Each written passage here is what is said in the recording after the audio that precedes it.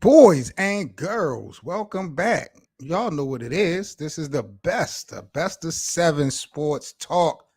Big up to the whole NBA community. I'm Seven Mitchell. We live at it. Y'all already know the vibes. Want to spend some time this afternoon talking about the NBA free agency coming up. In the matter of some days, it will be officially kicking off. We got some real interesting names that's going to be free agents. I want to kind of go down the list and everything and talk about where I think people should actually land. Hope everybody is having a decent Tuesday. Y'all already know the vibes. Again, salute to the NBA community. Top names. Let's go down this list real quick because I want to make sure that I cover everything. So, looking at some of these names that are technically unrestricted free agents in this offseason, we got guys like Kyrie Irving, Draymond Green, Khris Middleton. We have champions. We have champions available and open on the market to play, man. You also got Fred VanVleet, who's a champion amongst others such as Jeremy Grant, Brook Lopez, Christian Woods, good old Russell Westbrook is a free agent. We got Kyle Kuzma, who's actually a free agent this offseason, D'Angelo Russell, Nikola Vucevic, Harrison Barnes, and last but not least, I would have to throw Bruce Brown's name in the mix. I think he played very big for Denver when it counted the most. But those are the top. Those are the best when we talk about unrestricted free agents. So where at the end of the day should the top guys go? Do they deserve these max contracts they capping for? Like, let's really talk about it. Let's start with Kyrie Irving. What the hell should wind up happening with Kyrie Irving? Like, I'm thinking at the end of the day, Drew, salute my guy, salute. I'm thinking, though, Kyrie is going to wind up staying right where he is in Dallas. And I don't understand why. When this whole situation came out last year when he joined Dallas, I was kind of blown away.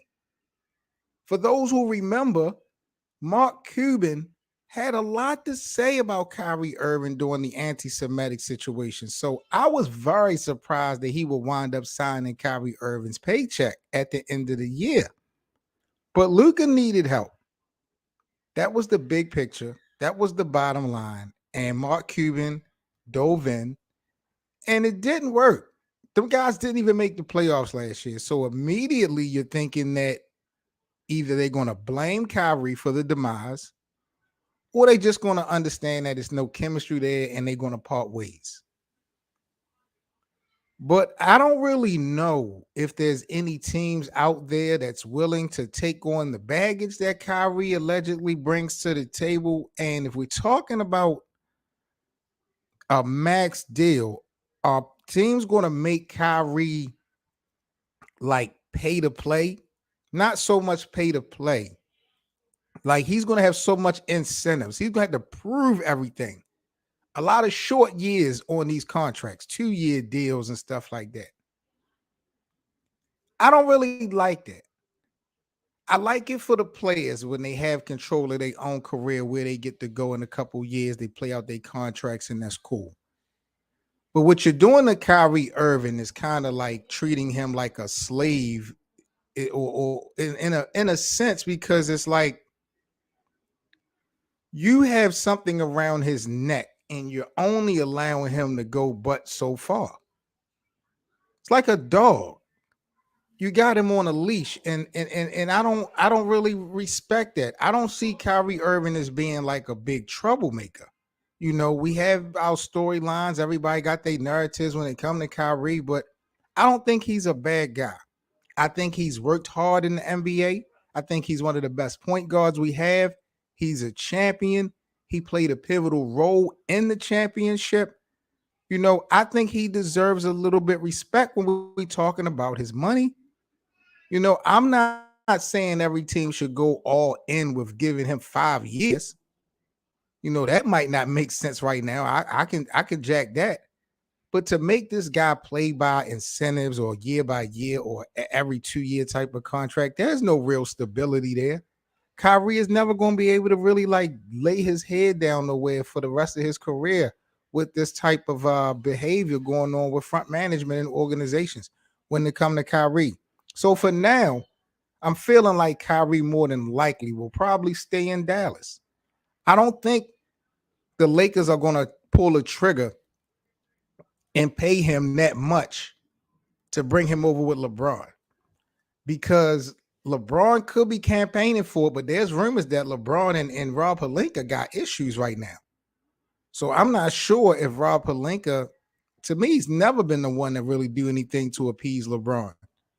So I'm not really sure if the Lakers will be able to even get a deal done for Kyrie. More than likely, Kyrie Irving is going to remain in Dallas. Now, the contract, Mark Cuban, what are they going to offer Kyrie? What is he going to accept? I think that he's going to be able to right some wrongs. I think with the whole season available to him and Luka, they'll be able to do way better this year than last year. I think that's a fact. And I think that when he looks around, when he's shopping around at different teams, it's going to be either a similar deal that Mark is going to offer or maybe a little bit less. So he might want to chance it and stay with Luka, because Luka is definitely one of the top players in the NBA right now. Khris Middleton. Now, Khris Middleton becoming an unrestricted free agent definitely is an X factor to me. I think he's comfortable. I don't think that he's like a star or a superstar in the making or nothing like that. So I think he's comfortable in Milwaukee. He wants more money, more than likely. That's why he probably opted out. And I think Milwaukee, I can't see them going anywhere really without Khris Middleton. Like, they need what they have in order to get where they're going. Like, they can't afford to get rid of Khris Middleton and think that Giannis is going to step up a whole nother level next year. I don't see that. Kyrie joining Milwaukee. Now, if you replace Middleton with Kyrie Irving to rock out with Giannis, I actually like that. I actually like that because of the potential of what you may get from Kyrie and Giannis in multiple years. Like with Giannis and Khris Middleton, they did win the championship, but for the most part, we've already read that book before. You feel me? So it's not like Khris and Giannis is going to develop something that we haven't already seen. I think that story has pretty much been wrote when it comes to the Milwaukee Bucks. But I think he's comfortable. I think if he had his choice, he would probably stay in Milwaukee, probably wants more money. He should get him more money. But, if there was a situation that they could match up, and I like Drew Holiday. Especially on the defensive end. But I think Giannis will work well with a star point guard for once. Give him an opportunity to get a star point guard. Remember, there was rumors about him leaving to go to Golden State to play with Steph a couple years ago when he signed his contract with Milwaukee. So I would definitely like to see Giannis get to play with a star point guard to see how that play out. So maybe Milwaukee would go for Kyrie and not go for Khris, or maybe I don't think they could go for both. I'm not quite sure, especially if Kyrie wants max dollars. I'm not sure. The Mavericks add a couple bigs. I mean, absolutely. But the biggest thing with me, Jew, when it comes to the Dallas Mavericks is identity. On face value, everybody's saying, yeah, this is Luka Doncic's team. This is not Kyrie's team. This is Luka's team. But when you watch those games last year, they were very undecisive on who was going to take the last shot, who was going to take over the fourth quarter. And that cost them some games. That actually cost them a chance to make the playoffs. Because they was what, and they ended the season in what, in the 11th seed? So they were just out of the play-in tournament. A couple more wins would have shifted them into postseason contention, and they lost a few games because Kyrie and Luka couldn't figure out who was going to actually close. So I agree with Drew that they definitely need some size, some rim protection, some aggression. That would definitely help. But them boys need a damn leader. They need to figure it out. And I'm not sure if Kyrie is a leader. I don't really consider Kyrie Irving as a leader. And Luka, see, I don't know about Luka, bro. Part of me feel like the nigga Luka is going to be only great by himself.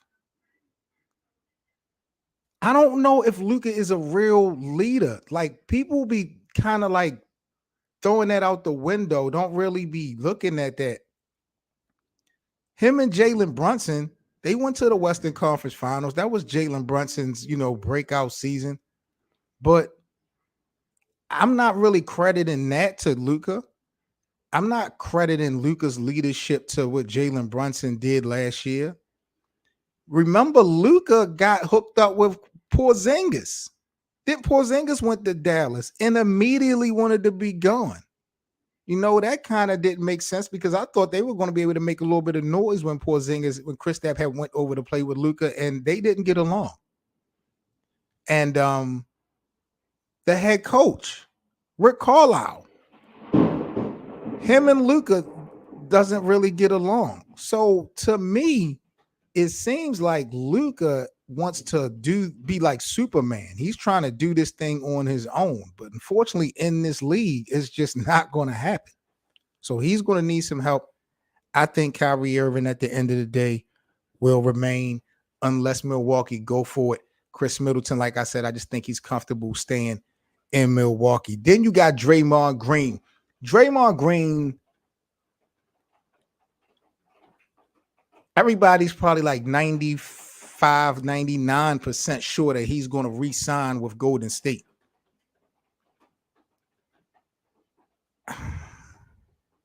If Draymond is a real baller, he's going to leave. He's going to leave. Because actually, to me, when we talk about basketball, Draymond Green still got things to prove. Yes, he's an NBA champion 4 times over. But a lot of people feel like that was on the coattail of those other guys, right? He played this pivotal role, of course. But what can Draymond do consistently without a Steph Curry and without a Steve Kerr, without a Klay Thompson backing him in 82 plus games? Who really is Draymond Green, the basketball player? Production has gone up and down, different categories, things of that nature. But if he wants to kind of silence some of the critics as far as his game, I don't think it's never going to happen in Golden State. He may have more success in Golden State, but if you really are a hooper, you don't want niggas to keep saying that you don't know how to ball or you ride somebody's coattail like you don't deserve what you get. So I feel like more than likely he's just going to stay in Golden State. Dynasty, continue that that situation that they got. They just added Chris Paul. Another interesting situation because he said that he don't like Chris Paul. So I don't know. It just always seemed like Draymond Green is more of a liability than an asset. Like I said, I know he's been a very important role to the Golden State Warriors, but bro, do y'all really think niggas like Steph Curry and Klay Thompson and I mean Andre Iguodala, he just retired, but do y'all think them boys need Draymond Green's locker room presence like that? They say he's the heart of the team. Them guys have built their own heart. All them guys have won 4 championships. I don't think guys like Steph and Klay are going to fold if Draymond is not in the locker room. You look at the Kevin Durant situation, you look at the Jordan Poole situation. You go back to 2016 when he called LeBron James out his name. He got suspended in game 5. A lot of people feel like if he wouldn't have got suspended, Golden State would have won that series.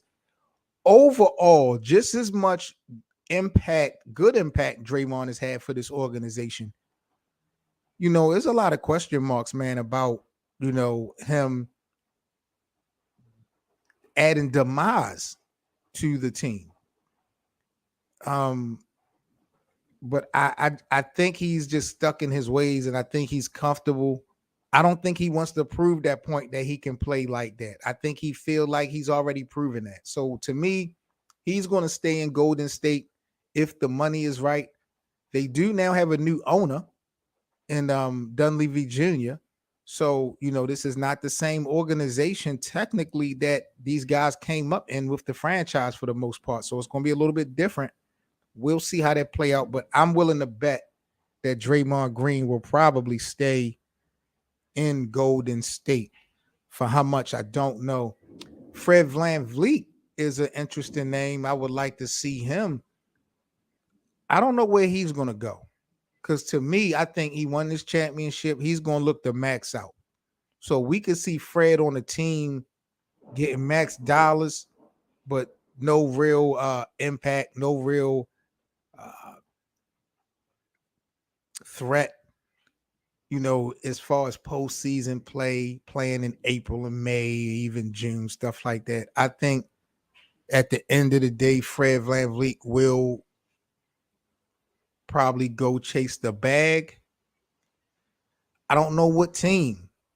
I really don't know what team. I don't even know what conference. Like, what team could Fred go to? I mean, he could go to the Wizards. There was a report that the Wizards are trying to move out of DC and take their team to Virginia. What do y'all think about the Wizards moving from DC to VA? I think that'd be crazy. I don't know why they would make that move, but that's definitely a story. But Fred VanVleet, I could see him going to Washington. I would definitely like to see him with the Lakers, but I just don't think they could afford it because he's going to go for his money. Russell Westbrook is another notable name I see on the list. Where will Russell wind up? I honestly did like Russell with the Clippers. For one reason, he was out of our hair. But I thought he had his little moments in LA. But the Clippers got a problem with Kawhi Leonard. It seemed like Paul George is going to be the scapegoat. But if you ask me, Kawhi Leonard is the guy that need to be gone. We know what he is when he's available. But his lack of availability, bro, has just been an issue for the whole stint of him and Paul George being in LA. Like since 2019, those guys have not played a whole season. For what?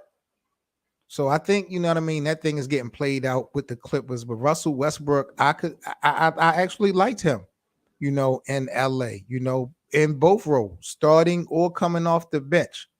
I think that's a good look. So maybe he will resign with that team and get better. I know when he went to the Lakers, that second year, he played much better. He accepted the role from Darwin Ham and he played much better. There was one point last year that Russell Westbrook was a sixth man of the year, right before halfway. Russell was a sixth man of the year nominee. So I could definitely see him staying in LA. I hear rumors about he should go back to OKC. That to me don't make absolutely no sense at all. Those guys got too many young pieces. I don't know what Russell Westbrook would like.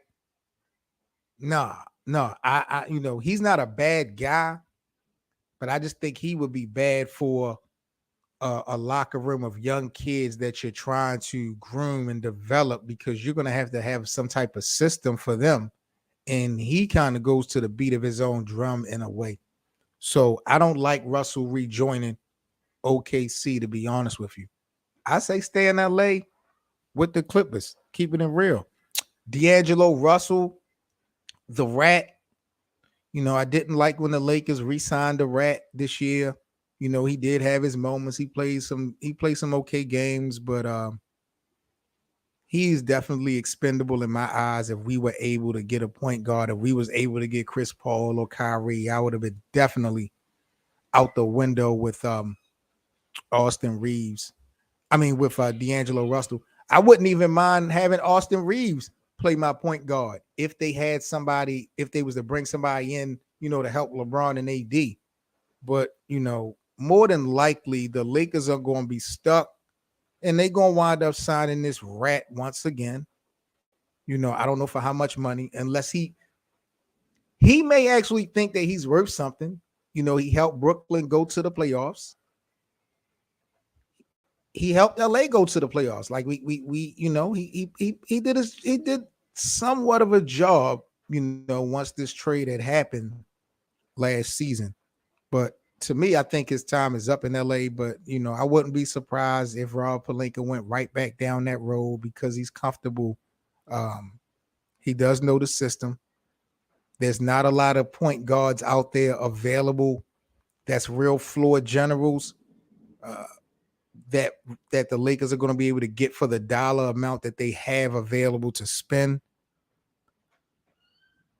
So, maybe D'Angelo Russell will more than likely come back to LA. I don't know why they dealing with that Rat. Yeah, he did well with Minnesota, Jew. I'm not going to lie. He did well with Minnesota. They like I said, once that trade happened in LA, those guys were able to get into the play-in tournament, and he had his moments, but he just came up so short in the playoffs. He had his little spots, but for the most part, overall, he was struggling. You know what I'm saying? Like, we really needed Anthony Davis to do what he did. D'Angelo Russell, he did not play lights out as well as I did, as well as I would expect him to, to do. Especially coming back to LA, I felt like he got a point to prove. You now got LeBron and AD on your side. Like, everything should be up. He played well, but, I think he could play better. My thoughts on the NBA draft. I'm going to keep it real with you, bro. I was definitely excited about this NBA draft. I feel like Victor Wembanyama, he definitely has a shot to be the greatest San Antonio Spur of all time. I know it's a lot of work we got to put in for that. That's kind of a blanket statement, talking about David Robinson, Iceman, George Gervin, Tim Duncan, the rest of those guys. But I think Wembanyama, bro, I think he got a lot of upside that he could really be something special. I don't think Greg Popovich is going to be the right coach for that. I think his style, his mentality is too old school. The game has changed. And that's the reason why San Antonio, even though they got young guys now, they wasn't one of the better teams. It's because of the coaching. I'm not trying to throw no shots at Coach Pop, but his style of coaching went out the window when Tony Parker, Manu Ginobili, and Tim Duncan and those guys left. Once Kawhi left, that was it.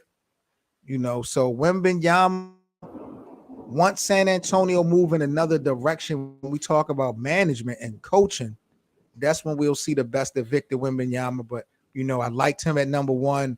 Brandon Miller, I'm interested to see, what he's going to bring to the table. I saw that idiotic statement he said about Paul George being his GOAT. Like, bro, that was just crazy. Like, the way he disrespected LeBron was just goofy and stupid. Scoot, what's his name? Scoot Henderson or Scoot something. I know he went to Portland to link up with Dame. His name is coming up a lot.